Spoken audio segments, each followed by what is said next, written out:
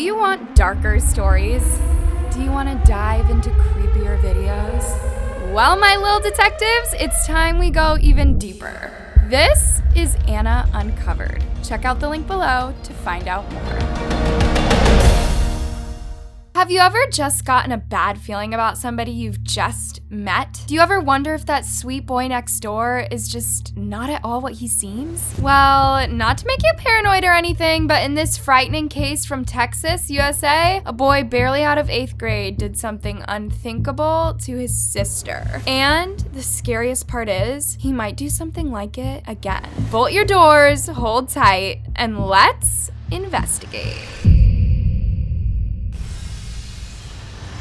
It seemed like any normal working day for Charity Bennett, now known as Charity Lee. A single mother of 2, she'd left her young daughter and teenage son in the care of a babysitter and went out to her job at Buffalo Wild Wings in Abilene, Texas. Actually, because it was the 2007 Super Bowl weekend, she expected to be super busy for the whole night. This was probably a good time for tips, but then the police showed up to see Charity just after midnight. That's never a good sign, is it? And Charity could never have expected the news they'd tell her, or the damage it would do to her family. You see, at first they told her that her daughter Ella had been hurt. So Charity asked, where she had been taken. That's bad enough news on its own. The real story was much worse than that, which I guess they didn't want to tell her at a Buffalo Wild Wings. But when Charity ordered them to take her to her daughter, the cops reluctantly told her this: "You can't go. She's dead." That's horrifying enough. But she was also told that the cops were holding Paris, her own son, and Ella's beloved big brother for questioning.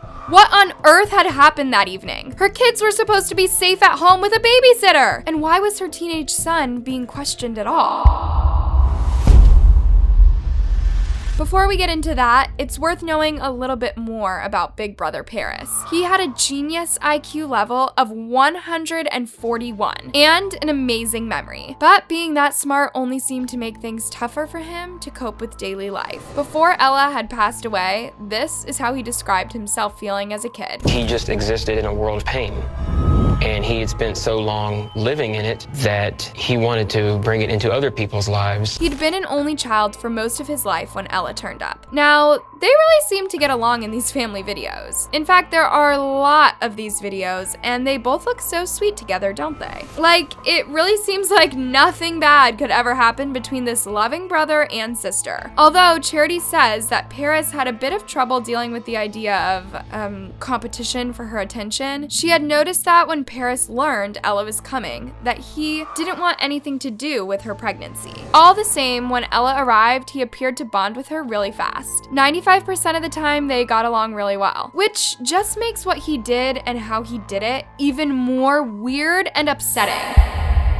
Somewhere along the line, he must have snapped. All the same, there were some signs from pretty early on that he was fascinated by all things weird and morbid. Mom, what's your least favorite word? Least favorite word? Or sentence. Your least favorite sentence. I don't know.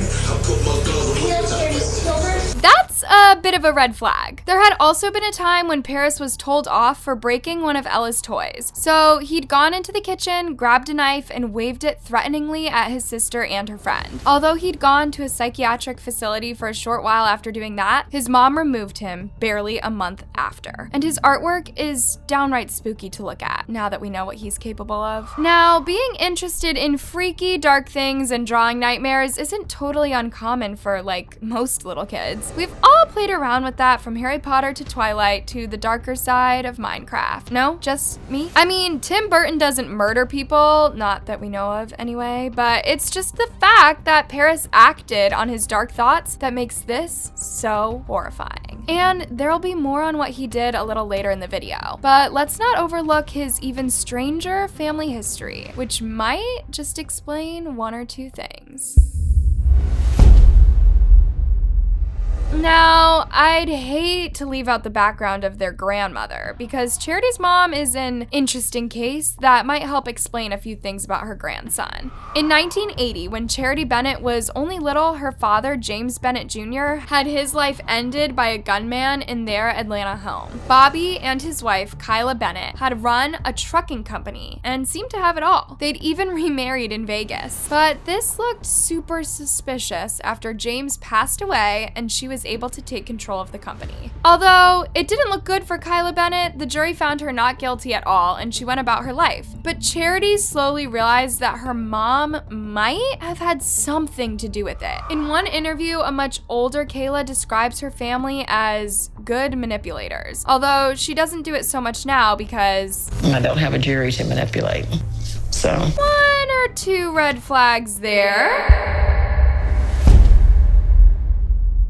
Having survived her bizarre childhood, Charity was desperate to have a normal family life. And when her son was arrested for the worst crime imaginable, she was totally torn between sending him to jail for what he'd done and being a mother to him. But any doubt that he was also a monster and in serious need of mental help fell away when she went to see him again. She told him she knew he'd done it on purpose. all of a sudden, he became a completely different person. It's like he no longer had to keep up this act anymore.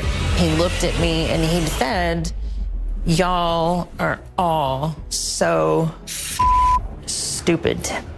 He laughed at me. His anger was totally aimed at her. All the time. In Charity's book, she described how one time, during a visit to see Paris, he slammed the table into me, pinning me against the concrete wall. He cut off my air, then he pulled the table back, I caught my breath, and he slammed it into me again. But why would he do any of this? What could make a teenager act like that? Paris claimed he did it all because he watched his mom fall back into her addictions. 12 months before Ella passed away, Charity had fallen back into some bad old habits. Paris had noticed the changes in her, and it made him very angry. But Paris doesn't even think this was the only reason why he hurt Ella.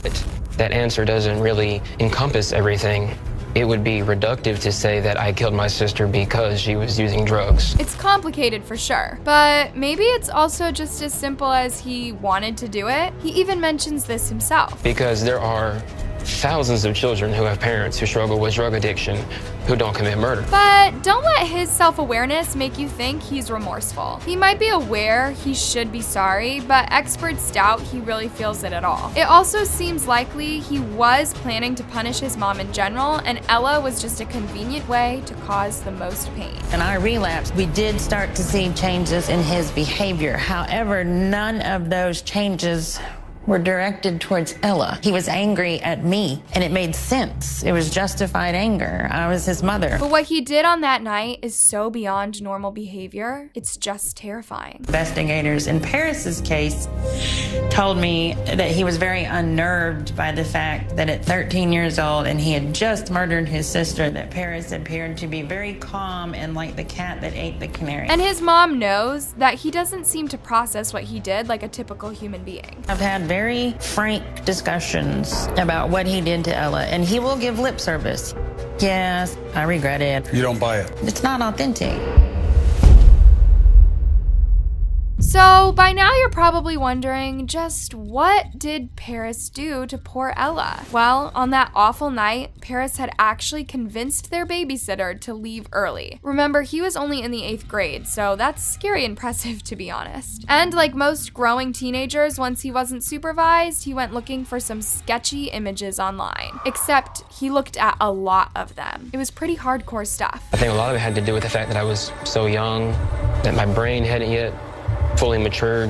At no point did I think about the consequences of my actions. And after that, the high of all that material, he methodically used a kitchen blade on his sleeping sister. I'd hope she never knew what was happening, but it really doesn't sound like it was all that merciful. Then he made that 911 call where he pretended to do CPR on the phone. He knew it was too far late already. I accidentally killed somebody. You think you killed somebody? No, I know I did. I feel so messed up. Is she breathing right now? No. And because of that that disgusting act, which he probably planned well in advance, it's not surprising that he got a maximum sentence for a juvenile. That's 40 years. But remember how smart he is though? He did this at an age where he'd definitely get out before he's much older than 40, which might just mean he thought about that too. Totally worrying.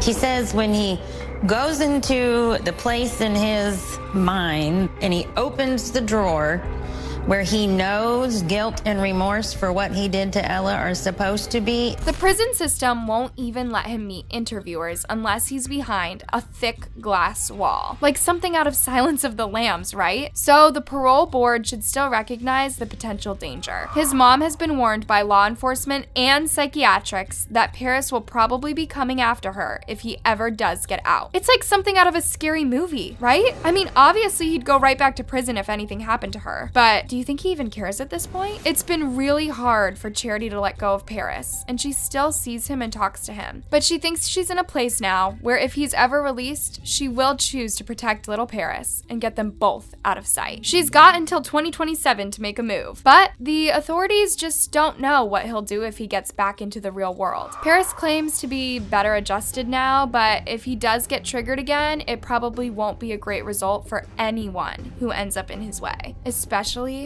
his mom. Now, you might be expecting that, of course, they'd never let him out of prison, right? But it's still up to the parole board to decide that. He's actually refused to have medical tests to see how far his condition goes, probably in case it affects the parole hearing. He's had a lot of time to think. And like we said at the start, he does give off a pretty unsettling vibe, right? Being in prison from 8th grade probably won't help with being a normal person anyway. Still, you've simply got to wonder, is it ever safe to set him free? I guess we'll know in 2027. Now, this horrible case does seem very similar to other crimes we've covered. It really reminds me of the psychopath killer. This little monster ended the lives of his sister and his cousin. And in that case, they were even younger than Paris when they did it. In fact, there are way too many crazy cases like this to choose from on this channel. So if you found this video disturbing, then check out the channel for those videos too. So what do you think about Paris Bennett? Is he really sorry for what he did to poor Ella? Or is he just pretending so he can be set free? And should his mom go into hiding if he does get out? And what if he moves in next door to you? Let me know your thoughts down in the comment section below.